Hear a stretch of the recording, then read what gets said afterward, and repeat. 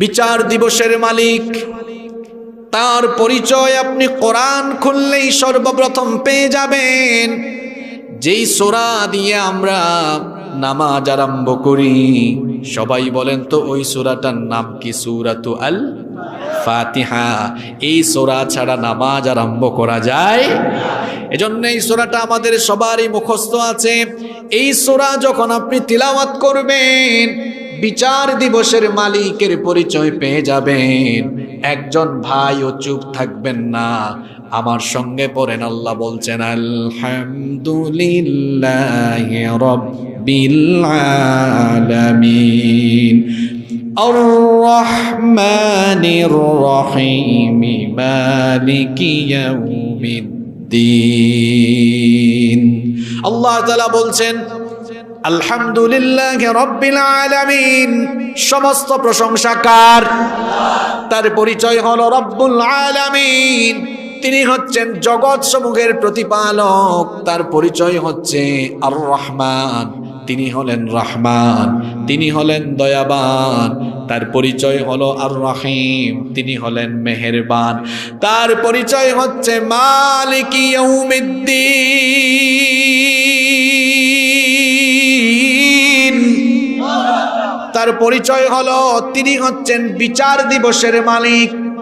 বিচার দিবসের কর্তৃত্ব, বিচার দিবসের পাওয়ার, বিচার দিবসের ক্ষমতা কারো হাতে থাকবে না। বিচার দিবসের সকল পাওয়ার যার কাছে থাকবে, গলার আওয়াজ বড় করে বলেন তিনি কি? এই জন্য কোরআনুল কারীমের ৮২ নম্বর সূরা সূরাতুল ইনফিতারের ১৭ নম্বর আয়াত থেকে আল্লাহ তাআলা বলছেন ওয়ামা আদরাকা মা ইয়াউমুদ্দিন সুম্মা মা আদরাকা মা ইয়াউমুদ্দিন। আল্লাহ তাআলা বলছেন আপনি কি জানেন বিচার দিবস কি? অতঃপর আমার হাবিব আপনি কি জানেন বিচার দিবস কি? আল্লাহ প্রশ্ন করে আল্লাহ নিজেই জবাব দিচ্ছেন ইয়াউমা লা তামলিকু নাফসুন লিনাফসিন শাইআ ওয়াল আমরু ইয়াউমা ইযিল লিল্লাহ। আল্লাহ তাআলা বলছেন ইয়াউমা লা তামলিকু নাফসুন লিনাফসিন শাইআ, সেই দিন কোনো মানুষের কাছে কোনো ক্ষমতা থাকবে না। এখন তো আমাদের হাতে ক্ষমতা থাকার কারণে মাঝে মাঝে আমরা ন্যায় বিচারেও হস্তক্ষেপ করি। এই জন্য দেখা যায় বিচারের নামে সুবিচার, ন্যায় বিচার না করে মাঝে মাঝে অবিচারও দেখা যায় মাঝে মাঝে নিরপরাধ মানুষগুলোকে বিচারের নামে অবিচার করে তাদেরকে ফাঁসির কাস্টে ঝুলিয়ে দেওয়া হয়। মাঝে মাঝে দেখা যায় আমাদের কাছে ক্ষমতা থাকার কারণে বিচারের নামে আগ্রাসন চালিয়ে আলেমদেরকে জেলখানায় বন্দী করে রাখা হয়। জেলখানা তো বানানো হয়েছে চোরের জন্য, ডাকাতের জন্য, জেলখানা বানানো হয়েছে টেন্ডারবাজদের জন্য, দুর্নীতিবাজদের জন্য, চাঁদাবাজদের জন্য। কিন্তু দেখা যায় চোর, ডাকাত, দুর্নীতিবাজ, চাঁদাবাজ, টেন্ডারবাজেরা বুক ফেলায়া জেলখানার বাহিরে আছে। আর কুরআন হাদিসের দায়ীরা কেউ মাতৃভূমি ছেড়ে দেশের বাহিরে, কেউ বা আবার অন্ধকার প্রকোষ্ঠে বছরের পর বছর জেলখানায় আছে। আমাদের হাতে পাওয়ার থাকায়, ক্ষমতা থাকায় মাঝে মাঝে আমরা বিচারের নামে অবিচার করে ফেলি, বিচারের নামে প্রহসন চালিয়ে ফেলি। কিন্তু আল্লাহ বলছেন বিচার দিবস, কিয়ামত দিবস, পরকাল দিবসে কোনো মানুষের হাতে কোনো ক্ষমতা থাকবে না। ইয়াউমা লা তামলিকু নাফসুন লিনাফসিন শাইআ, কেউ কারো জন্য কোনো কিছু করতে পারবে না। কোনো মানুষের কোনো উপকারে আসবে না, কেউ কাউকে কোনো সহযোগিতা করতে পারবে না। কারণ হলো সেই দিন ক্ষমতা যার কাছে থাকবে, আল্লাহ বলছেন ওয়াল আমরু ইয়াউমা ইযিল লিল্লাহ।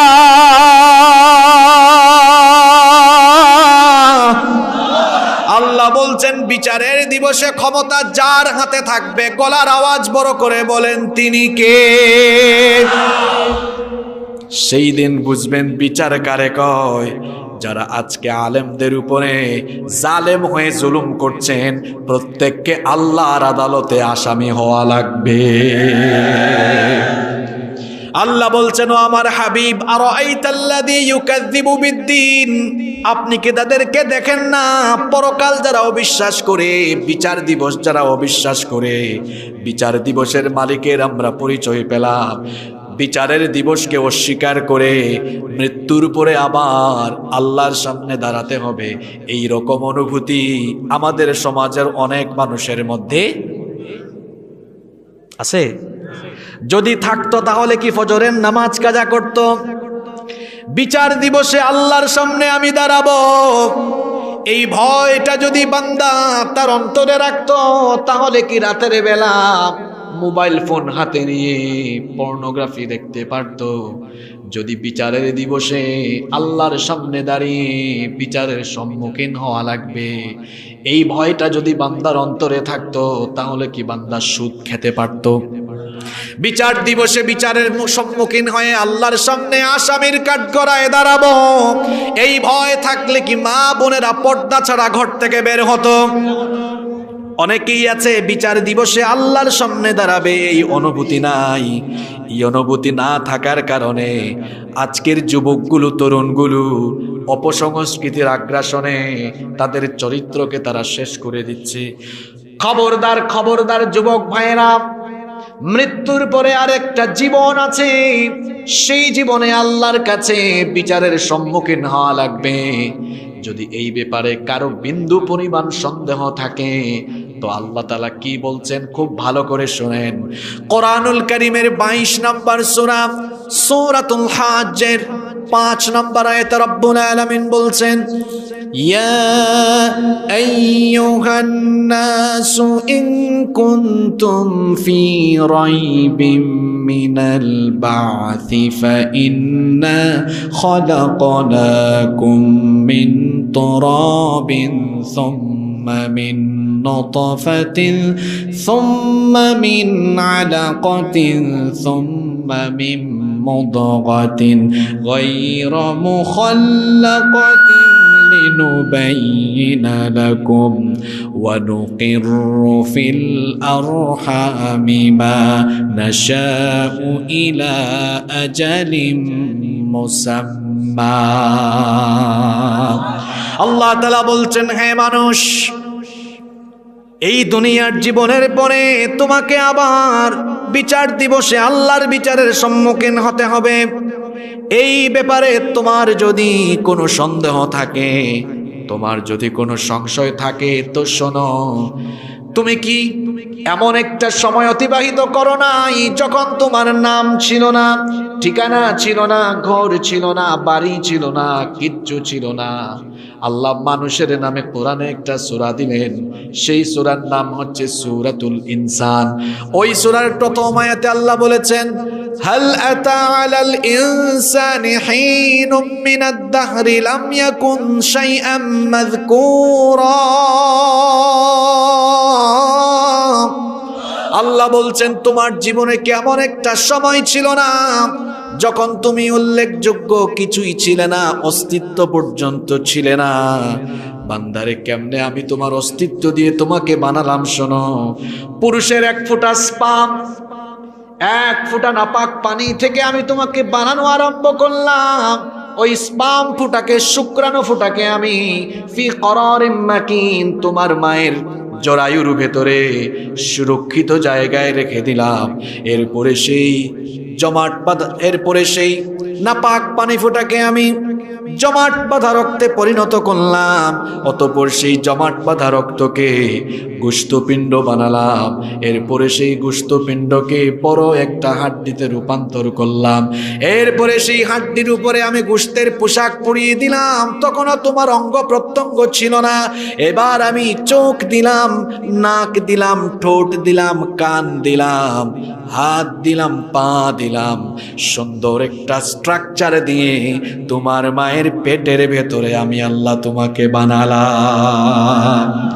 এরপরে ওয়ানুকিরু ফিল আরহামি মা নাশাউ ইলা আজালিম মুসাম্মা। তোমার মায়ের রেহেমের ভেতরে আমি তোমাকে নির্দিষ্ট একটা সময় পর্যন্ত রেখে দিলাম, 9 মাস 10 মাস।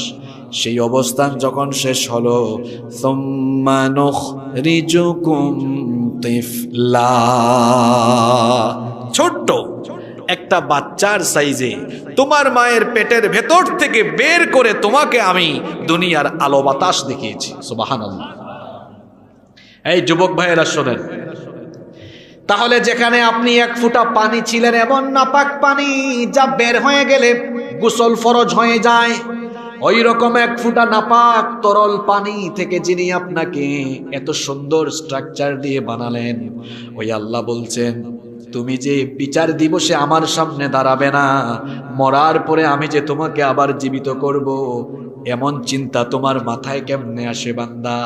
যেখানে অস্তিত্বহীনতা থেকে এত সুন্দর অস্তিত্ব দিয়ে তোমাকে আমি বানালাম, এবার আমি তোমাকে প্রশ্ন করছি, শোনো, আলাইসা যালিকা বিকাদিরিন আলা আন ইউহয়িয়াল মাউতা, যিনি তোমাকে অস্তিত্বহীনতা থেকে অস্তিত্ব দিয়ে এত সুন্দর করে বানালেন, সেই আল্লাহ কি তোমার মতো মানুষ মরে যাওয়ার পরে হাড্ডি গুড্ডি অস্থি পিঞ্জর আলাদা হয়ে গেলেও তিনি কি আবার তোমাকে জিন্দা করতে পারবেন না? পারবেন? যুবকদেরকে বাস্তব উদাহরণ দিয়ে বুঝাই, তারা বুঝবে। আমার হাতে এটা কি? আমার হাতে এটা কি? এই ফোন নষ্ট হয়ে গেছে, এটা অন হয় না। বগুড়ায় গেলেন, বগুড়ায় একটা মোবাইল মার্কেটের নাম বলেন তো? সপ্তবডি, 7 বডি নাকি এখানে? সপ্তপদী। আচ্ছা, ওই সপ্তপদীতে গেলেন, 7 রাস্তার মাথা না? 7 রাস্তার মাথা আমি চিনি, যাই হোক, ওখানে আপনি ফোন নিয়ে গেলেন, মোবাইল ঠিক করে তাকে আপনারা মিস্ত্রি বলেন না কারিগর বলেন? মিকার বলেন কি? মিকার নিয়ে মিকারকে বললেন, ভাই আমার এই ফোন তো অন হয় না, নষ্ট হয়ে গিয়েছে, এটা একটু ঠিক করে দেন তো। মিকার এবার ফোন হাতে নিয়ে মোবাইলের ভেতরের পার্টসগুলা সব খুলে ফেলেছে। আপনি তো আর মিকার না, এটা দেখলে আপনার মাথা হ্যাং করবে, হায় হায় হায়, সব দিকে খুলে ফেলছে। দেখবেন সে কাজ করার পরে যা খুলছে সব আবার ঠিকঠাক মতো লাগাইয়া জুড়াও দিয়ে দেয়, তাই না? তো এই যে মিকার মোবাইল ফোন খুলে তারপরে প্রত্যেকটা পার্টস আলাদা হয়ে যাওয়ার পরে আবার জোড়া তালে দিয়া মোবাইল ঠিক করে দিল, এই জ্ঞান তাকে দিয়েছেন কে? সেই জ্ঞানের পরিমাণ কতটুকু? আল্লাহ বলছেন, ওয়ামা উতিতুম মিনাল ইলমি ইল্লা কলিলা, খুব সামান্য। আল্লাহর কাছ থেকে জ্ঞান পেয়ে মিস্ত্রি মিকার যদি পার্টস গুলো খোলার পরে আবার জোড়া লাগাতে পারে, তো জ্ঞানদাতা সেই আল্লাহ আমার আপনার শরীরের পার্টস, হাত পা হাড্ডি গুড্ডি মাংস সব আলাদা হয়ে গেলে এগুলাকে আবার জোড়া লাগাইয়া বিচারের মাঠে আমাদেরকে আল্লাহ হাজির করতে পারবেন না? বিশ্বাস হয়? তাহলে যুবক তুমি নামাজ ছাড়ো কেন? তাহলে তুমি মোবাইলে পর্নোগ্রাফি দেখো কেন? তাহলে তুমি চলাফেরা ওয়েস্টার্ন কালচারের মতো করে কেন? বোনেরা পর্দা ছেড়ে দাও কেন? বাবারা সুদের সাথে সম্পৃক্ত কেন? বিবেককে প্রশ্ন করুন। সমাজের এই সকল মানুষদেরকে উদ্দেশ্য করে আল্লাহ বলছেন, তাকায় দেখো চতুর্দিকে বিচার দিবসকে এইরকম মিথ্যা মনে করে, সন্দেহ করে এইরকম মানুষ আছে, তাদেরকে আমরা চিনবো কেমনে? বিচার দিবসকে মিথ্যা মনে করে এইরকম পরকাল অবিশ্বাসী কাফিরদের 2টা স্বভাব এবার পরের আয়াতগুলোতে যিনি তুলে ধরলেন, তিনি কে? আস্তে বলবেন না, জোরে বলেন, তিনি কে? এদের স্বভাব হলো, নাম্বার 1, প্রথম স্বভাবের কথা আল্লাহ বলছেন, ফাযালিকাল্লাযী ইয়াদউল ইয়াতীম, সে হলো ওই ব্যক্তি যে ইয়াতিমকে ধাক্কা দেয়। ইয়াতিম বুঝেন তো আপনারা? ইয়াদউল ইয়াতীমের কয়েক রকমের ব্যাখ্যা তাফসীরে এসেছে। ইয়াদউল ইয়াতীম আই ইয়াকুলু মালাল ইয়াতীম, পরকাল যারা অবিশ্বাস করে, বিচার দিবস যারা সন্দেহ করে, এদের চরিত্র হলো এতিমের কাছ থেকে ধন সম্পদ লুটে পুটে নিজেই খেয়ে ফেলে। অবশ্যই এতিমের মাল খায়, এই রকম ডাকাত বগুড়াতে নাই। শুধু তাই নয়, কোনো এতিম যখন গিয়ে বলে আমাকে একটু সাহায্য করো, তখন ওই এতিমকে দাঁড় করিয়ে রাখে কটূক্তি করে, এতিমকে ঘাড় ধাক্কা দেয়, গলা ধাক্কা দেয়। এই রকম হারামখোর আমাদের সমাজে আছে না নাই? অনেক মানুষ আছে, বিশেষ করে যৌথ অনেক পরিবার আছে, 4 ভাই 5 ভাই একসাথে থাকে। যখন কোনো ভাই মারা যায়, ওই ভাইয়ের যদি 1-2টা এতিম বাচ্চা থাকে, তো দেখা যায় ঘরের অন্যান্যরা ওই এতিম বাচ্চাটাকে দিয়ে ঘরের সব কাজ করায়, সবার কাজ করায়, ইচ্ছা মতো গালিগালাজ করে, আবার মাঝে মাঝে মারপিটও করে। এই রকম জালিম আমাদের বাংলাদেশে নাই? আল্লাহ বলছেন আরাআইতাল্লাযী ইউকাযযিবু বিদ্দীন, আপনি কি তার ব্যাপারে জানেন না যে বিচার দিবসকে মিথ্যা মনে করে তার স্বভাব হলো ফাযালিকাল্লাযী ইয়াদউল ইয়াতীম, সে হলো ওই ব্যক্তি যে এতিমের সাথে রূঢ় আচরণ করে, এতিমের উপর জুলুম করে, এতিমের মাল ভক্ষণ করে। সে হলো ওই ব্যক্তি যে এতিমকে গলা ধাক্কা দিয়ে দেয়। একটা ঘটনা আমার মনে পড়লো এতিমের ব্যাপারে, আমি কি বলবো? আবু জাহেলের নাম আমরা সবাই শুনেছি। এই আবু জাহেলের আন্ডারে একজন এতিম ছিল, কাজী আবুল হাসান মাওয়ারিদি তার আলামান নবুয়ার ভেতরে এই ঘটনা বর্ণনা করেছেন। আবু জাহালের কাছে এক এতিম থাকতো, ওই এতিমের মাল সম্পদ আবু জাহাল হস্তগত করে ফেললো। ওই এতিম ছেলেটি একদিন আবু জাহালের কাছে গেল, গিয়ে বলল, আবু জাহাল, আমি এতিম মানুষ, তুমি আমার সব সম্পদ দখল করে ফেলেছো, কিছু সম্পদ আমাকে দিয়ে দাও যাতে করে আমি আমার জীবন চালাতে পারি। আবু জাহাল এতিম ছেলেটার কথায় কোনো কর্ণপাত করলো না। এই চিত্র দেখছিল অন্যান্য কিছু কুরাইশ কাফেররা তখন এই চিত্র যখন দেখছিল, তারা দেখলো যে অবস্থাটা কি হয়, আমরা একটু দেখি। এতিম ছেলেটাকে আবু জাহাল দূর দূর করে তাড়িয়ে দিল। ছেলেটা বিষণ্ণ মন নিয়ে যখন চলে যাচ্ছিল, কুরাইশ কিছু কাফের ওই ছেলেটাকে ধরলো। তারা চিন্তা করলো ভেজালের মধ্যে আরেকটু ভেজাল আমরা লাগাইয়া দেই।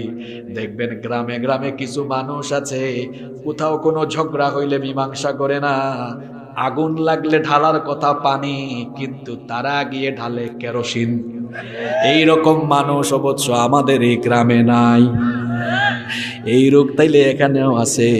এই রোগ কিন্তু যুগে যুগে সব জায়গায় ছিল।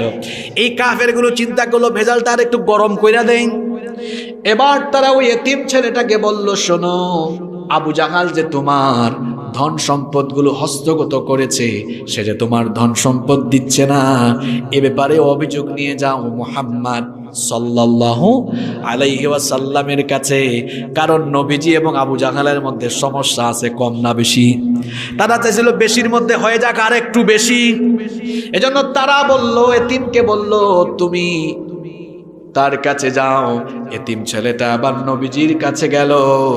নবীজিকে গিয়ে যখন তার পুরো ঘটনা বয়ান করলো, নবীজি কেঁদে ফেললেন, দাঁড়িয়ে গেলেন। কারণ একজন এতিমের কষ্ট আর একজন এতিম বুঝে। আমার নবীও ছিলেন এতিম, এজন্য আল্লাহ সূরা দুহার মধ্যে বলেছেন, আলাম ইয়াজিদকা ইয়াতীমান ফাআওয়া। ও নবী, আমি কি আপনাকে এতিম অবস্থায় পাইনি? তারপরে কি আমি আপনার আশ্রয়ের ব্যবস্থা করিনি? জন্মের আগেই বাপ হারিয়ে তিনি এতিম হয়েছেন, এরপরে 6 বছর বয়সে মাও হারিয়েছেন, 8 বছর বয়সে দাদাও হারিয়েছেন। যিনি এতিম তিনি কেবল এতিমের ব্যথা বুঝবেন। এজন্য আল্লাহ তার নবীকে বলেছেন, ফাআম্মাল ইয়াতীমা ফালা তাকহার, এতিমকে গলা ধাক্কা দিও না, এতিমের সাথে রূঢ় আচরণ করো না। এতিম বাচ্চাটি যখন নবীজির কাছে এই কথা বলল, নবীজি বললেন, শোনো, আমি তোমার এই সমস্যার সুরাহা করে দিব, সমাধান করে দিব। নবীজি আবার এতিম ছেলেটার হাত ধরে আবু জাহেলের বাড়িতে গেলেন। কি ব্যাপার? আবু জাহাল সব সময় নবীজিকে দেখলে ক্ষিপ্ত হয়ে যায়, কিন্তু সেই দিন আবু জাহাল নবীজিকে দেখে দাঁড়িয়ে গেল, নবীজিকে সুন্দর করে রিসিভ করলো, সুন্দর করে অভ্যর্থনা জানালো। কুরাইশ অন্যান্য কাফেররা মনে মনে ভেবেছিল এখন একটা গন্ডগোল লাগবে, কিন্তু দেখা গেল উল্টা চিত্র। আবু জাহাল নবীজিকে রিসিভ করলো, ওয়েলকাম করলো, তারপরে বলল আপনি কেন এসেছেন? নবীজি বললেন এই এতিম ছেলেটার মাল আপনি হস্তগত করেছেন, তার মাল তাকে ফিরাইয়া দেন। আবু জাহাল বলল ঠিক আছে, এতিম ছেলেটার মাল আমি এতিমকে দিয়ে দিচ্ছি। এতিম ছেলেটাকে তার মাল দিয়ে দিল। নবীজি চলে গেলেন। অন্যান্য কাফিররা এসে বলল কি ব্যাপার আবু জাহাল, তুমিও কি আজকে মুহাম্মাদের দ্বীন গ্রহণ করেছো নাকি? মুহাম্মদ এসে যা বলল তুমি তো তাই করে ফেললা। আবু জাহাল এবার কয় আমি তো জান বাঁচানোর জন্য কামটা করছি। এবার তারা বলল জান বাঁচানোর জন্য কাজ করেছো, তার মানে বুঝলাম না। আবু জাহাল বলল মুহাম্মদ যখন আমার দিকে ওই ছেলেটাকে হাত ধরে নিয়ে আসতেছিল, আমি দেখলাম তার ডান কাঁধে একটা তলোয়ার আর বাম কাঁধে আরেকটা তলোয়ার আমার দিকে তাক করে আছে। আমার মনে হলো আমি যদি এতিমের সম্পদ এতিমকে না দিতাম তাহলে ওই তলোয়ার আমার শরীরে বিদ্ধ হয়ে যেত। আল্লাহু আকবার। এই ঘটনাটা বলেছি আমি দুইটা কারণে। একটা কারণ হলো নবীজি দাওয়াতি ময়দানে কাফেরদের উপরেও তার চারিত্রিক প্রভাব বিস্তার করতে পারতেন। আজ আমরা দেখা যায় দাওয়াতি জায়গায় অনেক জায়গায় গিয়ে আমাদের চারিত্রিক প্রভাব আমরা বিস্তার করতে পারি না। তার কারণ হলো আমাদের আমল আখলাকের মধ্যে ঘাটতি আছে না নাই। কিন্তু নবীজি কাফের মুশরিকদের সামনেও যখন দাওয়াত দিয়েছেন, কাফের মুশরিকরাও নবীদের চরিত্রে প্রভাবিত হয়ে যেত। আল্লাহু আকবার। তারা নবীজির বিরোধিতা ঠিকই করত রাজনৈতিক কারণে, কিন্তু নবীজিকে তারা সত্যবাদী জানতো, আমানতদার জানতো, বিশ্বস্ত জানতো। আর এই ঘটনা বলার আরেকটা কারণ হলো যেই সময় এই সূরা নাজিল হয়েছে তাহলে বোঝা গেল ওই যুগের ওই সময়ের নেতা নামক খেতারা তারাও এতিমের মাল দখল করে খাইতো, ঠিক কিনা? এই যুগেও এতিমের মাল খাওয়া পার্টি এখন আর নাই। আল্লাহ বলেছেন ইন্নাল্লাযীনা ইয়াকুলুনা আমওয়ালাল ইয়াতামা যুলমান ইন্নামা ইয়াকুলুনা ফি বুতুনিহিম নারা ওয়া সায়াসলাউনা সাঈরা। আল্লাহ তাআলা বলছেন নিশ্চয়ই যারা অন্যায়ভাবে এতিমের মাল ভক্ষণ করে তারা যেন তাদের পেটের মধ্যে জাহান্নামের আগুন ঢুকায়। এরা হচ্ছে জালিম, এদেরকে জাহান্নামের শাস্তি যিনি ভোগ করাবেন তিনি কে? আল্লাহ বলেছেন খবরদার খবরদার, এতিমের মাল অন্যায়ভাবে আত্মসাৎ করো না, এতিমের মাল অন্যায়ভাবে মেরে খেও না, এতিমের উপর জুলুম করো না। আল্লাহর হাবিব বলেছেন এতিমকে গালি দিও না, কারণ আমি নবী নিজেই এতিম হয়ে এসেছি। এতিমের সাথে বদ আচরণ করো না। নবীজি বলেছেন এতিমের দেখাশোনা করো, এতিমের লালন পালন করো, এতিমকে ভালোবাসো, এতিমকে স্নেহ করো। নবীজি বলেছেন আনা ওয়া কাফিলুল ইয়াতিমি ফিল জান্নাতি হাকাযা ওয়া দাম্মাস সাব্বাবাতি ওয়াল গুসতা। এই দুইটা আঙ্গুল একসাথে করে নবীজি বললেন সাহাবীরা রে শোনো, আমি আল্লাহর নবী আর এতিমের দেখাশোনা করা ব্যক্তি কিয়ামতের দিন এভাবে একসাথে এক জান্নাতে থাকবো। তাহলে এতিমের সাথে আমরা কি খারাপ আচরণ করব না এতিমকে ভালোবাসবো? এতিমকে ভালোবাসবেন। একজন সাহাবী এসে বললেন ওগো আল্লাহর হাবিব, আমার দিল পাথরের মতো শক্ত হয়ে গিয়েছে, আমার চক্ষু দিয়ে পানি আসে না, আমার দিল নরম হয় না। নবীজি বললেন যখন তুমি হাঁটবা এতিম তালাশ করবা, এতিম পাইলে এতিমের মাথায় হাত বুলাইয়া দিবা, এতিমের মাথায় হাত বুলাইয়া দিলে আল্লাহ তোমার অন্তরকে নরম বানিয়ে দিবেন। যদি আপনাদের দিলের মধ্যেও কালিমা লেগে যায়, দিল যদি শক্ত হয়ে যায়, গুনাহ যদি বারবার করতে মন চায়, এতিমের দিকে তাকাবেন। আহারে আপনার আব্বা আছে, আপনাকে ঈদের সময় কাপড় কিনে দেয়, এতিম ছেলেটার মেয়েটার কোনো আব্বা নাই, তাকে কেউ কাপড় কিনে দেয় না, আপনাকে আপনার বাপ মা হাতে ধরে ধরে নিয়ে স্কুলে দেয়, মাদ্রাসায় দেয়। এতিম বাচ্চাটাকে কেউ এনে স্কুল মাদ্রাসায় দেয় না, আপনার আব্বা আম্মা আপনাকে মুখে তুলে খাওয়ায়া দেয়। এতিম ছেলেটাকে মেয়েটাকে খাওয়ানোর কোনো মানুষ নাই। আপনার বিয়ে শাদীর ব্যবস্থা আপনার মা বাবা করে, কিন্তু সমাজে এমন অনেক এতিম ছেলে মেয়ে আছে তাদের বিয়ে শাদী হচ্ছে না, আছে না নাই? আমি যখন ছাত্র ছিলাম, সেই 2012, 13, 14 সালের কথা বলছি, তখন আমি বিভিন্ন সামাজিক সংগঠন এলাকায় প্রতিষ্ঠা করে বহু এতিম ছেলে মেয়েদের আমি বিবাহের ব্যবস্থা করে দিয়েছি, আলহামদুলিল্লাহ। এটা আপনাদেরকে উৎসাহিত করার জন্য বলছি। গত 7-8 মাস আগেও একটা এতিম মেয়ে সম্পূর্ণ বিবাহের ব্যবস্থা করে তার বিবাহের ব্যবস্থা করে দিয়েছে, আলহামদুলিল্লাহ। কেন? নবীজি বলেছেন এতিমের দেখাশোনা করো, এতিমকে সহযোগিতা করো, আমার সাথে জান্নাতে থাকতে পারবা। সুবহানাল্লাহ। নবীজির সাথে জান্নাত চান না কে কে? দেখি হাত তুলেন তো। মাশাআল্লাহ। বাদাম খাইলে অনেকের মনোযোগ আছে। কারা কারা বাদাম খাইছে দেখবেন, মাহফিল থেকে উঠার পরে দেখবেন শুধু বাদামের বাকল পাওয়া যাবে এখানে। বাদাম খাইতেছে, বুট খাইতেছে, খাক। না খাইলে আবার চাবাচাবি করলে একটু ঘুম যাবে। ঠিক আছে না কথা? তাইলে এতিমকে সহযোগিতা করবেন তো? যুবক ভাইয়েরা, এই বয়সে অনেক ছেলেকে দেখি সারাদিন খেলা দেখে। এই যে এখন একটা বিশ্বকাপ শুরু হয়েছে, এটা দেখি সকালবেলা আরম্ভ হয়, বিকালেও শেষ হয় না, দিনই খেলে। তো সারাদিন যদি খেলা, এরা কাজ করবে কখন? পৃথিবীকে যারা নেতৃত্ব দিচ্ছে তাদের দেশে ক্রিকেট ফুটবল নিষিদ্ধ, ইসরায়েলে এইসব নিষিদ্ধ। তারা আপনারা যেন ক্রিকেট খেলা দেখেন, ফুটবল খেলা দেখেন, তারা প্রযুক্তি বানিয়ে দিয়েছে। তারা আপনাদেরকে বলছে যে তোরা খেলা নিয়ে থাক, আর আমরা পৃথিবী নামক বল নিয়ে খেলে সবাইকে গোল দিব। কি যুবকরা, ঘুম আসে না কথা মাথায় ঢুকে? আপনারা পাবজি খেলান, তারা আপনাদেরকে পাবজি আর বাবজিতে আসক্ত করে রেখেছে। কত ছেলে এখানে আছে 24 ঘন্টার মধ্যে 18 ঘন্টা ফেসবুক চালায়, টিকটক চালায়, আবার ঠিকও কয় কি ভদ্র পোলাপান।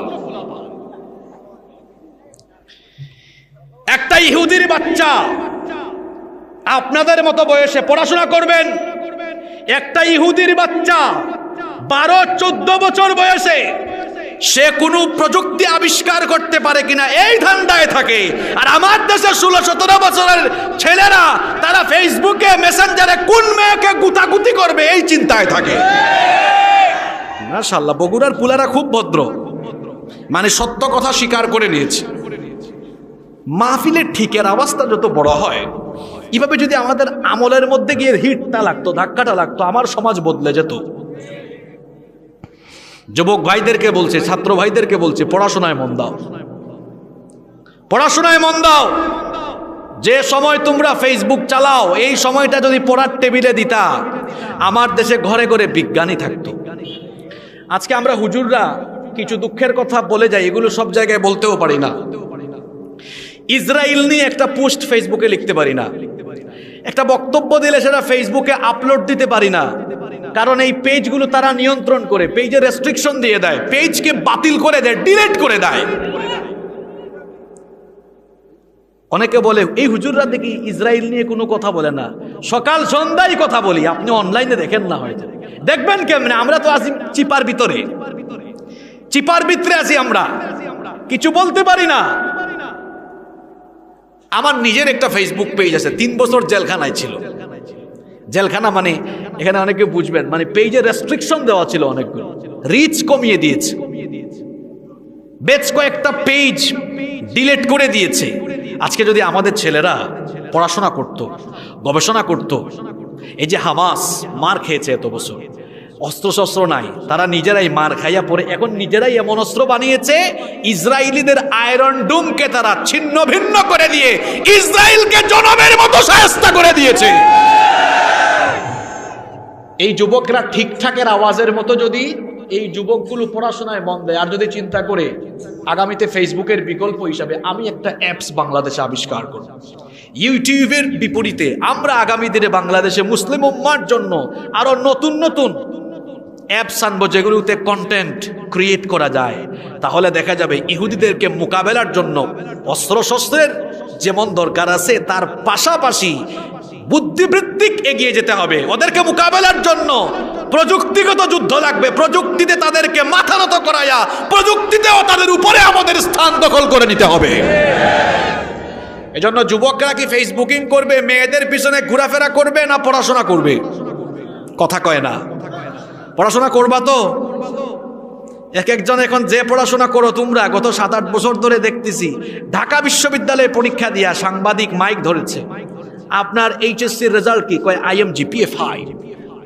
IMGPA, এই তোমাদের পড়াশোনার অবস্থা। পড়াশোনায় মনোযোগ দাও, পড়াশোনা করো, নিজের বেসিক নলেজকে ইনক্রিজ করো, মেয়েদের পিছনে ঘুরঘুর করা বাদ দাও। তোমার যখন কেরিয়ার সুন্দর হবে, চরিত্র সুন্দর হবে, তুমি মেয়ের পিছনে ঘুরবা কেন? তোমার চরিত্র ভালো হলে, কেরিয়ার ভালো হলে, সমৃদ্ধ হলে হাজার হাজার মেয়ের বাপ তোমার কাছে মেয়ে বিয়ে দেওয়ার জন্য লাইন ধরে দাঁড়ায় থাকবে। এজন্য যুবক ভাইয়েরা চরিত্র ঠিক করতে হবে, কেরিয়ার ঠিক করতে হবে। পারবো তো? পারবো তো? কষ্ট হচ্ছে আপনাদের? তাহলে এই সূরার প্রথম 2টা আয়াত আমরা পড়ছিলাম, আরাআইতাল্লাযী ইউকাযযিবু বিদ্দীন। আপনি কি তাদেরকে দেখেন নাই যারা বিচার দিবসকে মিথ্যা মনে করে? তাদের 1 নাম্বার স্বভাব হলো এতিমকে তারা গলা ধাক্কা দেয়, ফাযালিকাল্লাযী ইয়াদউল ইয়াতীম। এদের 2 নাম্বার স্বভাব হলো, আল্লাহ পরের আয়াতে বলছেন, ওয়ালা ইয়াহুদ্দু আলা তাআমিল মিসকিন। কষ্ট হচ্ছে নাকি আপনাদের? এই তো মাত্র লাইনে তুলছি আপনাদেরকে, এখন এমন এমন কথা বলবো, বলবেন আমাদের এলাকার সব চারপাশের সাথে সব মিলে যাচ্ছে কেন? শুনবেন তো? এদের 2 নাম্বার স্বভাব হলো ওয়ালা ইয়াহুদ্দু আলা তাআমিল মিসকিন। মিসকিনদেরকে খাবার দানে এরা উদ্বুদ্ধ হয়। মিসকিন হলো নিঃস্ব, অসহায় ব্যক্তি, অভাবী ব্যক্তি, যে তার অভাব ভালোভাবে পুরোটা পূরণ করতে পারে না। মিসকিনকে আপনি খাবার দিবেন, খাবার দিতে উৎসাহিত করবেন। মিসকিনকে খাবার দিয়ে আপনি মিসকিনের প্রতি দয়া করবেন না, বরং আপনার সম্পদের ভেতরে মিসকিনের হক যিনি রেখে দিয়েছেন, গলার আওয়াজ বড় করে বলেন তিনি কি? এজন্য আল্লাহ বলেছেন, ওয়াফি আমওয়ালিহিম হাক্কুল লিসসাইলি ওয়াল মাহরুম। ধনবান মানুষদের ধন সম্পদের ভেতরে অভাবী বঞ্চিতদের একটা হক রেখে দিয়েছেন যিনি, সবাই বলেন তিনি কি? আল্লাহ বলছেন তাদের হক তাদেরকে দাও, নিজে শুধু পেট ভরে খেও না। তোমার ডানে বামে সামনে পিছনে চতুর্দিকে এতিম মিসকিনের দিকে তাকাও, অভাবী ও সহায়দের দিকে তাকাও। পরকাল অবিশ্বাসী লোকেরা এরা মিসকিনদেরকে খাবার দেয় না, এতিমের সাথে ভালো আচরণ করে না। এজন্য রব্বুল আলামিন কোরআনুল কারীমের 89 নম্বর সূরা সূরাতুল ফজরের 17 এবং 18 নম্বর আয়াতে বলছেন, কাল্লা বাল্লা তুকরিমুনাল ইয়াতীম ওয়ালা তাহাদ্দুনা আলা তাআমিল মিসকিন। কখনো নয় পরকাল বিশ্বাসী লোকেরা, তোমরা তো এতিমদেরকে সম্মান করো না, মিসকিনদেরকে খাবার দিতে উৎসাহিত হও না, কিন্তু অন্যদিকে ইমানদার নেককার যারা জান্নাতি লোকদের বৈশিষ্ট্য আল্লাহ বললেন। আল্লাহ তাআলা বলছেন, ওয়ায়ুতিঈমুনাত তাআমা আলা হুব্বিহি মিসকিনাও ওয়া ইয়াতীমাও ওয়া আসীরা। জান্নাত অনুসন্ধানী লোকেরা খাদ্য তাদের কাছে প্রিয় এবং আকর্ষণীয় হওয়া সত্ত্বেও তারা এতিম মিসকিন এবং বন্দীদেরকে খাদ্য দেয়। তারা এই যে মানুষকে খাবার দেয়, মানুষ দেখাবার জন্য দেয় না, বরং এই যে মানুষকে অভাবীদেরকে নিঃস্বদেরকে খাবার দেয় যাকে খুশি করার জন্য। সবাই বলেন তিনি কি? এজন্য পরের আয়াতে আল্লাহ বলছেন, এরা বলে ইন্নামা নুতঈমুকুম লিওয়াজহিল্লাহি লা নুরিদু মিনকুম জাযাআন ওয়ালা শুকুরা। নিশ্চয়ই আমরা তোমাদেরকে খাবার দিচ্ছি, খাবার খাওয়াচ্ছি একমাত্র আল্লাহর সন্তুষ্টির জন্য, তোমাদের কাছ থেকে কৃতজ্ঞতা, তোমাদের কাছ থেকে ধন্যবাদ পাওয়ার জন্য নয়, বরং যাকে সন্তুষ্ট করার জন্য দিচ্ছি। সবাই বলেন তিনি কি? এবার আপনাদের ওয়াজ চলে এসেছে। প্রথম 3টা আয়াতে পরকাল মানে না, বিচার দিবস মানে না, এমন লোকদের 2টা বদ আমল বললাম। একটা আমল হলো এরা এতিমদের সাথে ভালো আচরণ করে না, এতিমের মাল মেরে খায়। 2 নাম্বার হচ্ছে মিসকিনদেরকে খাদ্য দেয় না। এবার পরের 4টা আয়াতে আল্লাহ ঈমান আনার পরে ধোঁকাবাজি করেছে এই ধরনের মুনাফিকদের ব্যাপারে নাজিল করেছেন। মুনাফিক তো আমাদের সমাজে নাই। কেউ যদি বলে হুজুর আমি হিন্দু দেখব, অনেক হিন্দু দেখব, কোথায় যাব? আমি বলবো ভাই কষ্ট করে প্রতিবেশী দেশে যান, দেখবেন সেই দেশে গেলে কোটি কোটি হিন্দু আপনি দেখতে পাবেন। কেউ যদি বলে হুজুর আমি খ্রিস্টান দেখব, কোথায় যাব? বলবো আপনি ইউনাইটেড কিংডম অথবা ইউনাইটেড স্টেটে চলে যান, কোটি কোটি খ্রিস্টান পাবেন। কেউ যদি বলে হুজুর আমি বৌদ্ধ দেখব, কোথায় যাব? আমি বলবো আপনি চীন এবং মিয়ানমারে যান, কোটি কোটি বৌদ্ধ সেখানে আছে। কেউ যদি বলে হুজুর আমি ইহুদির বাচ্চা দেখব, কোথায় যাব? বলবো আপনি ইসরায়েলে যান। কিন্তু কেউ যদি আমাকে প্রশ্ন করে বসে হুজুর মুনাফিক দেখব, কোন দেশে যাব? মুনাফিকের কি আলাদা কোনো দেশ আছে নাকি? মুনাফিকের আলাদা কোনো দেশ নাই, তার কপালে কিংবা পিঠের মধ্যে কোনো সাইনবোর্ডও নাই। কপালে লেখা নাই আমি মুনাফিক, পিঠের মধ্যে সাইনবোর্ড লাগায় না আমি মুনাফিক। মুনাফিক চিনাও বড় মুশকিল, কারণ মুনাফিক তার মাথায় টুপি দেয়, দাড়িও রাখে, নামাজের সামনের কাতারেও যায়, রোজাও রাখে, হজও করে, যাকাত দেয়, সুন্দর সুন্দর পাঞ্জাবি পরে জুব্বাও গায়ে দেয়। এই রকম ইসলামের লেবাস ধরে যেখানে সুযোগ পায় তলে তলে ইসলামকে জবাই করে। এখন এই মুনাফিক চিনবেন আপনি কেমনে?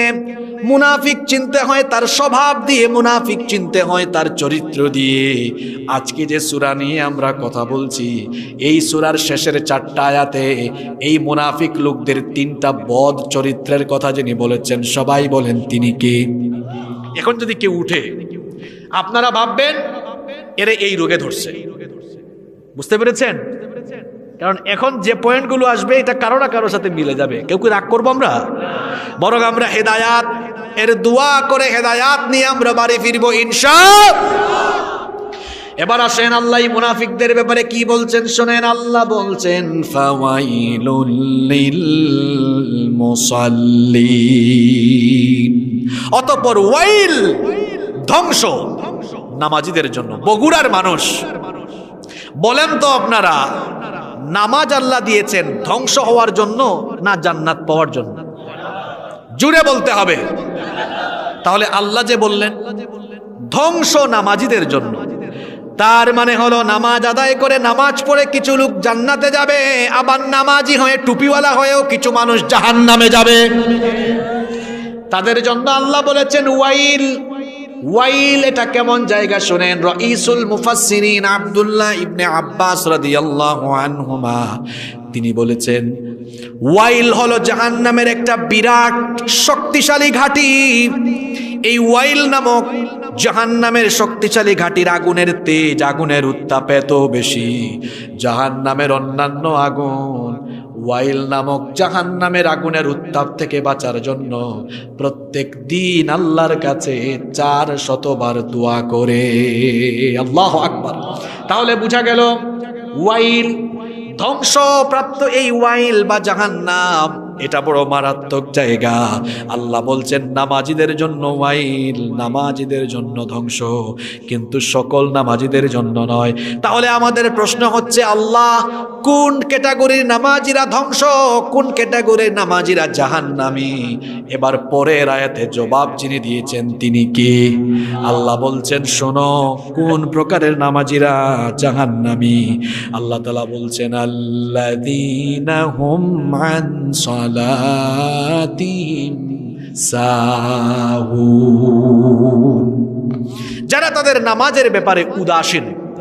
আনাস ইবনে মালিক রাদিয়াল্লাহু আনহু তিনি বলছেন, আল্লাহ আমাদের উপর দয়া করেছেন, তিনি যদি আল্লাযীনাহুম আন সলাতিহিম না বলে বলতেন আল্লাযীনাহুম ফি সলাতিহিম সাহুন, তাহলে অর্থ হয়ে যেত নামাজে আমরা মাঝে মাঝে অনিচ্ছাকৃত ভুল হয় না নামাজে? কি বলেন, হয় কিনা? দাঁড়ানো দরকার, বসে গেছে, বসা দরকার, দাঁড়িয়ে গেছে। এই অনিচ্ছাকৃত ভুলের কারণে আমরা নামাজের শেষে কি দেই? সাহু। এই সাহা ইয়াসুহু থেকে আল্লাযীনাহুম আন সলাতিহিম সাহুন, যদি ফি সলাতিহিম হতো, ফি আনের জায়গায় ফি হতো, তাহলে অর্থ হতো তোমরা নামাজে অনিচ্ছাকৃত ভুল করলেও জাহান্নামে যাবে। ইন্না লিল্লাহি ওয়া ইন্না ইলাইহি, আল্লাহ দয়া করে ফেলেছেন। দয়া করছেন কেমন? ফি না বলে বলেছেন আন সলাতিহিম সাহুন, আমরা বেঁচে গেছি। আল্লাহ বলেছেন নামাজে অনিচ্ছাকৃত ভুলের জন্য জাহান্নাম নয়, বরং নামাজের ব্যাপারে যারা উদাসীন এদের জন্য হলো জাহান্নাম। এখন প্রশ্ন হলো, হুজুর উদাসীন কারা? আমি এটার 5টা ব্যাখ্যা বলবো তাফসীর থেকে। কয়টা ব্যাখ্যা? আপনাদের ধৈর্য কুলাবে তো? বেশি না, আর বেশি না, 17 থেকে 20 মিনিট সময় নিব। আপনারা কি এই 17 থেকে 20 মিনিট ধৈর্য ধরে থাকতে পারবেন? মাশাআল্লাহ, ঠিক আছে, দেখা যাবে। আল্লাযীনা হুম আন সলাতিহিম সাহুন, যারা তাদের নামাজের ব্যাপারে উদাসীন, অর্থাৎ মাঝে মাঝে নামাজে যায়, মাঝে মাঝে নামাজে যায় না, ইচ্ছে হলে যায়, ইচ্ছে হলে যায় না। অবশ্য মাঝে মাঝে নামাজ পড়নেওয়ালা লোক এই বগুড়ার মধ্যে একদমই নাই। আমাদের সমাজে নামাজি আছে মোট 5 প্রকার। জুড়ে বলেন কয় প্রকার? এই এই 3 জন উঠছে কেন? তোমরা কি মাঝে মাঝে নামাজে যাও আর মাঝে মাঝে যাও না? এই পয়েন্ট কি মিলছে? বসা বসা, উঠাউঠির টাইম চলে গেছে, গেছে না? কষ্ট পাচ্ছেন? ভয় পেয়ে গেছে পোলাপাই। আপনারা ভয় পেয়েছেন? আমরা বক্তৃতার মধ্যে মাঝে মাঝে এরকম বলি, দরকার আছে। কারণ হচ্ছে মাঝে মাঝে ইসলাম বিরোধীদের কলিজা কাঁপানোর জন্য মাঝে মাঝে এরকম হুঙ্কারেরও দরকার আছে। দরকার আছে না? ইসলাম প্রতিষ্ঠার জন্য যেমন নরম সুরের গলা দরকার, মাঝে মাঝে আবার গরম গরম গলাও দরকার আছে। আল্লাযীনা হুম আন সলাতিহিম সাহুন, যারা তাদের নামাজের ব্যাপারে উদাসীন, অর্থাৎ মাঝে মাঝে যায়, মাঝে মাঝে যায় না। দেখবেন আমাদের সমাজে মোট নামাজি আছে 5 ধরনের। জোরে বলেন কয় ধরনের? দেখেন তো মিলে কিনা। 1 নাম্বার হলো সাপ্তাহিক নামাজি, পুরা সপ্তাহ যায় না, শুধু জুমার দিনে যায়। এরকম জুমার নামাজি আমাদের বগুড়াতে নাই। 2 নাম্বার হলো মাসিক নামাজি, সারা বছর নামাজের কোনো খবর নাই, রমজান মাস আসলে পুরা 1 মাসের নামাজি। এই রকম মাসিক নামাজি আমাদের গাবতলিতে নাই। 3 নাম্বার হলো বার্ষিক নামাজি, সারা বছর নামাজে যায় না, শুধু বছরের 2টা ঈদ, ঈদুল ফিতর, ঈদুল আজহা, বছরের এই 2টা ঈদে নামাজে যায়। এই ধরনের বার্ষিক নামাজি কি আমাদের এই গ্রামে আছে? ইন্নালিল্লাহ। 4 নাম্বার হলো সিজনাল নামাজি, সব সময় নামাজে যায় না, সিজনে সিজনে মসজিদে উকি মারে। যেমন লাইলাতুল কদর, এরপরে শবে বরাত, এইরকম গুরুত্বপূর্ণ রাতগুলোতে একটু মসজিদে গিয়ে উকি দেয়। তাও অনেকে সিন্নি বা তবারুক জিলাপি খাওয়ার জন্য উকি মারে। এই ধরনের জিলাপি কুর মুসল্লি তো আমাদের বাংলাদেশে নাই। 5 নাম্বার হলো জানাজার নামাজি, সব নামাজে যায় না, শুধু জানাজার নামাজে যায়। ঢাকায় বাসা, গুলশানে বাসা, বাসা থেকে মাত্র 50 হাত দূরে মসজিদ।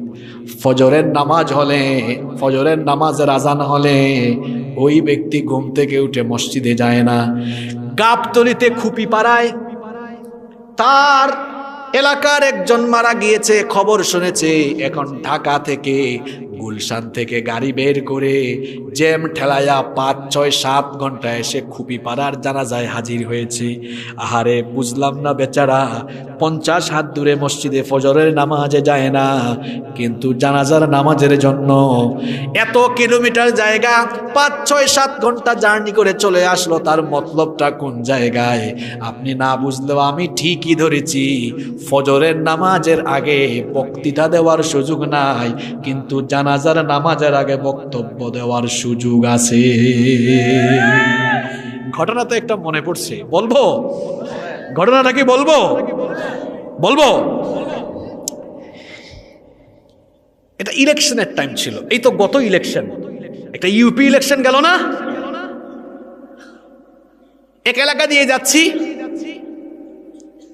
দোকান, এর মধ্যে 3-4 জন লোক, সবাই রাজনৈতিক নেতা, বিভিন্ন দল করেন, আমার সাথে ভালো সম্পর্ক। আমি বললাম আজান হয়েছে তো, নামাজে যাবেন না আপনারা, চলেন নামাজে যাই। বললো হুজুর আমরা আসতেছি নামাজে, আপনি যান। আমি বললাম হয়তো তারা আসবেন, আমি চলে যাই। গেলাম, আমি নামাজে গেলাম, নামাজ আদায় করলাম, তাদেরকে দেখলাম না মসজিদে, নামাজের পরেও দেখলাম না। নামাজ শেষে ইমাম সাহেব বললেন আমাদের মসজিদ থেকে নিকটবর্তী মাঠে একটি জানাজা আছে, কে মারা গিয়েছেন ইমাম সাহেব সেটা বললেন। এখন যার জানাজার খবর শুনলাম ওনাকে আমিও চিনি, ভাবলাম যেহেতু নামাজটা পড়লাম 5 মিনিট 10 মিনিট যাবে, জানাজাটা পড়ে তারপর যাব। জানাজার মাঠে আমি হাজির হতে হতে দেখি সামনের কাতারে জায়গা পাইছি আমি, কিন্তু সাইডে পাইছি। গিয়ে দেখি ওই 3-4 জন যাদেরকে জোহরের নামাজে আসতে বলছি, তারা একদম লাশের ঠিক পিছনে, ইমাম সাহেবের পিছনে, তারা সবার আগে রেডি। আমি বললাম কি ব্যাপার, এরা জোহরের নামাজে আসলো না, জানাজার নামাজে একদম সামনের কাতারে মাঝামাঝিতে কেন? আমি দাঁড়ায় আছি, খুব রুদ, বক্তৃতা আর বক্তৃতা। আমাদের দেশে দেখবেন বক্তৃতার জন্য মানুষ এত পাগল। বিভিন্ন জায়গায় মাহফিলও দেখা যায় হুজুরের আগে 1 ঘন্টা 2 ঘন্টা বক্তৃতা চলে, মানে উনি ভাবে যে এই 1 ঘন্টা সব ভোট নিয়ে ফেলবো। মাঝে মাঝে বক্তৃতা না করেও ভোট কাস্টিং করা যায়। নেতারা থাকলে এখানে শুনে নেন ভালো করে। আপনি যখন হুজুরের আগে বক্তৃতা করেন, এটা কোরআনের মাহফিলের সাথে বেয়াদবি হয়। মানুষ আপনারা কিছু বলতে পারে না, মানুষের বুক চিরে যদি দেখতে পারতেন, মানুষের বুকে আপনার জন্য কত গালি জমা, ডাস্টবিনে গালি রাখতে রাখতে আপনি দেখছেন কারবার। এখন আসেন নেতাদেরকে বলি, আপনারা ভোট কাস্টিং করার কিছু সিস্টেম আছে ভাই। প্যান্ডেলে এসে বলেন এটা তাফসীরের মাহফিল, হুজুরের আগে আমি কেন বক্তব্য দিব, আমি ওয়াজ শুনতে এসেছি। দেখবেন 100 জনের মধ্যে 90টা ভোট আপনার পক্ষে ইলেকশনে চলে যাবে। বলবে কি ভদ্র মানুষ, আলেমদেরকে সম্মান করে।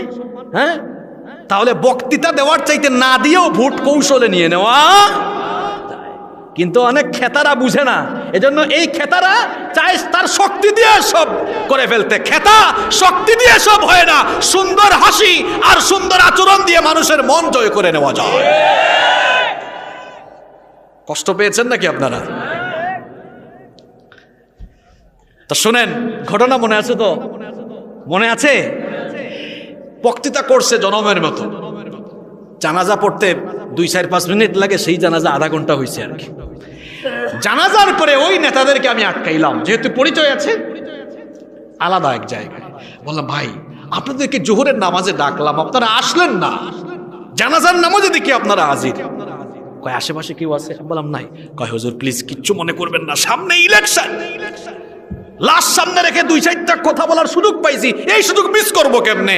এই রকম লোক আমাদের সমাজে নাই। এই সব সুবিধাবাদ নামাজিদের ব্যাপারে আল্লাহ বলছেন এদের জন্য ওয়াইল, এদের জন্য ধ্বংস, এদের জন্য জাহান্নাম। যারা মাঝে মাঝে নামাজে যায়, মাঝে মাঝে যায় না।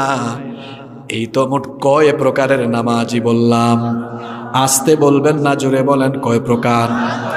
মাঝে মাঝে যায়, মাঝে মাঝে যায় না। সাপ্তাহিক, মাসিক, বার্ষিক, সিজনাল জানাজার নামাজি, অর্থাৎ যারা 5 ওয়াক্ত নামাজ ডেইলি ঠিক মতো পড়ে না, এই সকল নামাজিরা হলো জাহান্নামী, এদের জন্য ওয়াইল। তাহলে বলেন তো আমরা ওয়াইল থেকে, জাহান্নাম থেকে বাঁচার জন্য মাঝে মাঝে নামাজে যাব না সব সময় নামাজে যাব? ও আমার যুবক ভাইয়েরা শুনেন, শুনেন, কোন সব নামাজিদের জন্য জান্নাত, কারা জাহান্নাম থেকে বেঁচে জান্নাতে যাবে? আল্লাহ তাআলা বললেন ওয়াল্লাযীনা হুম আলা সালাওয়াতিহিম ইউহাফিযুন, যারা তাদের 5 ওয়াক্ত নামাজ হেফাজত করে। ফজর হলেই ঘুম ভেঙে ফজরের নামাজ, জোহরের আজান হলেই জোহরের নামাজ, আসরের আজান হলেই আসরের নামাজ, মাগরিবের আজান হলেই মাগরিবের নামাজ, এশার আজান হলেই এশারের নামাজ। এই রকম প্রত্যেক দিন যারা 5 ওয়াক্ত নামাজ সুন্দরভাবে আদায় করে, আল্লাহ এদের ব্যাপারে সুসংবাদ দিয়ে বললেন উলাইকা হুমুল ওয়ারিসুনাল্লাযীনা ইয়ারিসুন ইয়াসলাউনাল ফিরদাউসা হুম ফিহা খালিদুন। কোন বাবা মারা গেল, ওই বাবা মারা যাওয়ার পরে তার ছেলে মেয়েরা যেমন বাবার সম্পদের মালিক হয়ে যায়, ঠিক তেমনি ভাবে ফজর জোহর আসর মাগরিব এশা 5 ওয়াক্ত নামাজ যারা ঠিকঠাক মতো আদায় করে, এই 5 ওয়াক্তের নামাজি বান্দারা মৃত্যুর মাধ্যমে দুনিয়ার সফর শেষ করার সঙ্গে সঙ্গে তারা আল্লাহর 1 নাম্বারের জান্নাত জান্নাতুল ফেরদাউসের ওয়ারিশ হয়ে যায়। আমরা সবাই জান্নাত চাইতো কি? সবাই চান তো? তো যুবক ভাইরা কেন আপনারা নামাজে আসেন না? বিশ্বাস করেন আমার যুবক ভাইরা, আপনাদের জন্য আমার কলিজাটা ফেটে যায়, আপনাদের জন্য এত বেশি কষ্ট হয়। এই বয়সটা ছিল আপনাদের নামাজের বয়স, কিন্তু এই বয়সে আপনারা ফজরে ঘুমায়া থাকেন। অনেক যুবকরা বলে, হুজুর যদি সকাল 8টা-9টা পর্যন্ত আমি না ঘুমাই তো চেহারায় তো কোনো স্মার্টনেস থাকবে না। আর আল্লাহর হাবিব বলেছেন, যে ব্যক্তি ফজরের নামাজ ছেড়ে দেয় তার চেহারার সকল বিউটি, তার চেহারার সকল সৌন্দর্য যিনি কেড়ে নেন তিনি কে? আমার আপনার চেহারা সুরতের সৌন্দর্য যিনি দিতে পারেন তিনি কে? ইউসুফ নবীকে আল্লাহ এত সুন্দর করে বানিয়েছেন, এই দুনিয়ার অর্ধেক সৌন্দর্য আল্লাহ তাকে দিয়েছেন, যাকে দেখলে চোখ ফেরানো যেত না, যার সৌন্দর্যে মুগ্ধ হয়ে সেই যুগের মিশরের সুন্দরী নারীরা ফল কাটতে গিয়ে নিজেদের আঙ্গুল তারা কেটে ফেলে দিয়েছে। আল্লাহু আকবার। সৌন্দর্য আপনি ফেয়ার অ্যান্ড লাভলি মেখে পাবেন না। এখন তো অনেক মেয়েরা ফেসিয়াল করে, অনেক ছেলেরাও ফেসিয়াল করে। ছেলেরা এখন জেন্টস পার্লারে যায়, মেয়েরা লেডিস পার্লারে যায়। আমার ভাই বোন সবাইকে বলছি, পার্লারে গিয়ে ফেসিয়াল করে ঘন্টার পর ঘন্টা রূপচর্চা করে অনেকে আছে। ফেসের মধ্যে দুধ লাগায়, বরফ লাগায়, ফেসের মধ্যে হাবিজাবি কত কিছু যে লাগায়, এগুলো দিয়ে চেহারা সুন্দর করা যায় না। চেহারা সুন্দরের জন্য আল্লাহর ইবাদতের দরকার। যে বান্দা আল্লাহর যত বেশি নৈকট্যশীল, তার চেহারায় তত বেশি নূর যিনি দান করে দেন তিনি কি? এজন্য দেখবেন আল্লাহওয়ালা মানুষদের চেহারা বড় সুন্দর, কারণ লোকটা আজান হলেই নামাজে চলে যায়, সুদ খায় না, ঘুষ খায় না, জিনা করে না, অন্যায় করে না। আল্লাহর কসম করে বলছি, প্রত্যেকটা যুবককে বলছি, আল্লাহর কসম, নামাজ ঠিক মতো আদায় করো, জিনা ছেড়ে দাও, অন্যায় ছেড়ে দাও, তোমাদের চেহারা দেখতে নিষ্পাপ লাগবে, চেহারাগুলোতে নূর যিনি দিয়ে দিবেন তিনি কে? রূপচর্চার দরকার হবে না। ফজরের নামাজ আদায় করো, তাহাজ্জুদের নামাজি হয়ে যাও। আমার যুবকরা ফজরের সময় ঘুমায়া থাকে, নামাজ আদায় করে না, 5 ওয়াক্ত নামাজের খবর রাখে না। এই জন্য আমার জাতীয় কবি বড় সুন্দর করে বলেছেন, ঘুমাইয়া কাজা করেছ ফজর, তখনও জাগনি যখন জোহর, হেলায় খেলায় কেটেছে আসর, মাগরিবেরই শুনি আজান, এখনো জামাতে হওরে শামিল, এখনো এর সাথে আছে স্থান, বাজিছে দামামা বাদরে আমামা, শির উঁচু করি মুসলমান, দাওয়াত এসেছে নয়া জামানার, ভাঙা কেল্লা ইউরে নিশান। আল্লাহু আকবার। বাস্তবতা চলে এসেছে কবিতায়। ঘুমায়া থাকে, ফজরের নামাজে যায় না, কি দুঃখ লাগে, কি আফসোস লাগে। সকাল 8টায় কিংবা সকাল 9টায় অফিসে যাবে, প্রতিষ্ঠানে যাবে, মোবাইলে অ্যালার্ম দেয়, বউকেও বলে, বউ আমাকে 8টার সময় ঘুম থেকে জাগায়া দিও, 9টার সময় ঘুম থেকে জাগায়া দিও, আমি প্রতিষ্ঠানে যাব, কাজে যাব, অফিসে যাব। কিন্তু দেখা যায় ফজরের সময় অ্যালার্ম দেয় না, বউকেও বলে না আমাকে ডাক দিও। ঠিক মতো ঠিক সময়ে যদি অফিসে না যায়, বস গালি দিবে, চাকরি থাকবে না।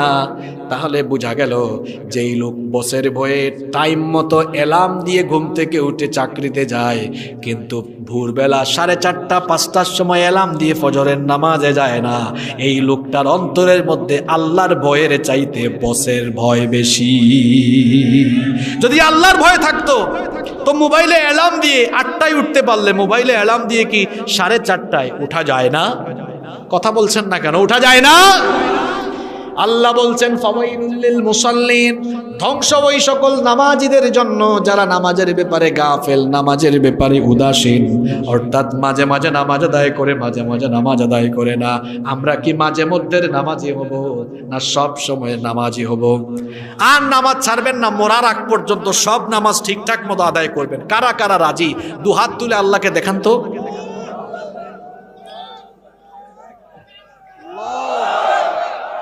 আপনারা হাতটা কি ঠিকঠাক মতো তুলছেন? সবাই নামাজি হবেন তো?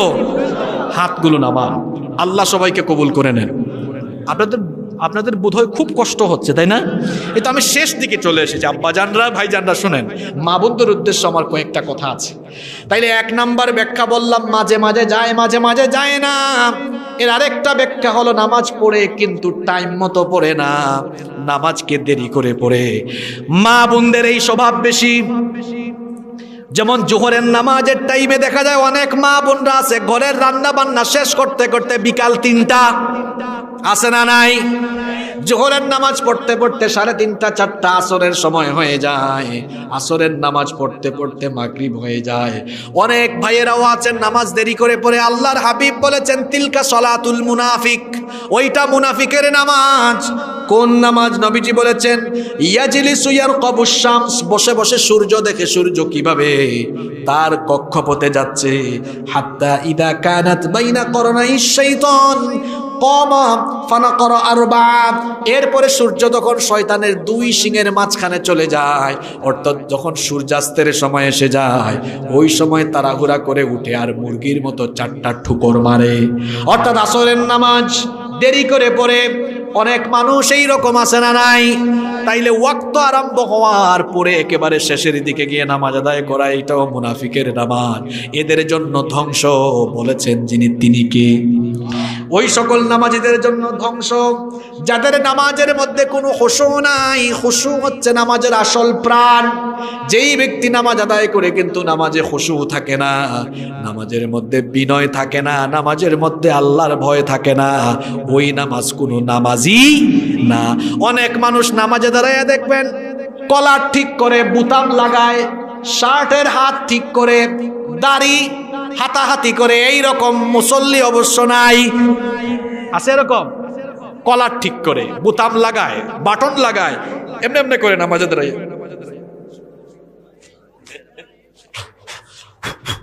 করে। আবার দেখা যায় এই রকম অনেক মুসল্লি আছে নামাজে দাঁড়িয়ে খালি এমনে এমনে করে হাত দিয়ে। আল্লাহর হাবিব দেখলেন এক লোক নামাজ আদায় করছে আর দাঁড়িয়ে নিয়ে এই রকম খেলাধুলা করছে। নবীজি বললেন লাউ খাশাআত কলবাহু লা খাশিআত জাওয়ারিহাহু, লোকটার অন্তরে যদি আল্লাহর ভয় থাকতো তাহলে নামাজে দাঁড়িয়ে এরকম দাঁড়িয়ে নিয়ে খেলতো না। কাদের নামাজে খুশু নাই? যারা নামাজে এদিক ওদিক তাকায়, নামাজে ঘড়ির টাইমের দিকে তাকায়, হুজুরের তেলাওয়াত একটু লম্বা হলে পেছন থেকে সিগন্যাল মারে। এরকম কাশি দেওয়া মুসল্লি কি আপনাদের এলাকায় আছে? হাই বাপরে বাপ, কিছু কিছু মসজিদে ঢুকলে কাশির যন্ত্রণায় জুমার দিনে কাশি শোনা যায় বেশি। হুজুর যদি একটু লম্বা করে ফেলেন, কয় দেখছো ইমাম সাহেবের তো কোনো কাজ নাই, এত লম্বা নামাজ আদায় করেছে। এরকম আছে? নামাজের মধ্যে খুশু নাই। যে নামাজে খুশু নাই ওই নামাজের কোনো দাম আল্লাহর কাছে। এখন প্রশ্ন হলো হুজুর কিভাবে আমরা নামাজে খুশু নিয়ে আসব? এর জন্য মাত্র 3টা আমল বলবো, মন দিয়ে শুনেন। নামাজে খুশু ফিরে আসবে কয়টা আমল করলে? জুড়ে বলেন কয়টা?